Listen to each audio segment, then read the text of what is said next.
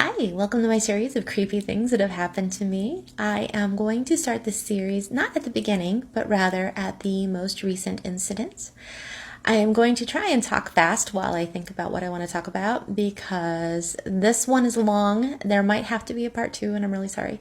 So, I went to the House on the Rock in Wisconsin this summer, and I had always wanted to go. I had first heard about it in the book American Gods, and basically, it is part architectural landmark and part strange museum of many, many, many things, different collections, creepy things like that. I had always believed the House on the Rock to be a kind of a liminal space, some kind of special space. I mean, there was something about the place that drove Alex Jordan to start building there anyway, and then to continue, and then it wound up being his life's work.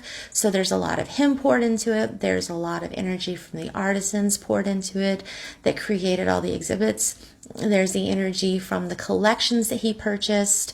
There are antiques and just all kinds of fantastic things there. Also, because it's been open for many decades, there's the humanity that goes through there on a yearly basis and the energies they bring with them, and something draws them. And I was ready and set for this to be like kind of a spiritual experience.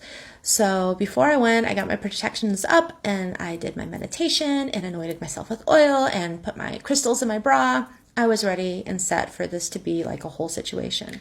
When I got there, it wound up being a lot more energetically mundane than I had expected. It was still delightful, and I really recommend going, and I had a blast. We were there 5.5 hours, just looking at everything and taking videos and taking pictures. There were some things that I did not want to take videos or pictures of because they were creepy, or their energy just said, no, don't do that. There were some things I just did not want to capture or have in my phone, and I noped right past the doll carousel. Like, no dolls, no, no, no, no. So we got to the circus section, and the feature of the circus section is this giant 3-story tall bandwagon along with a full orchestra of mannequins with their instruments, and they all have little motors and servos and whatever so that it looks like they are all playing their instruments. It was fantastic, and I took video of it, and it's on my TikTok.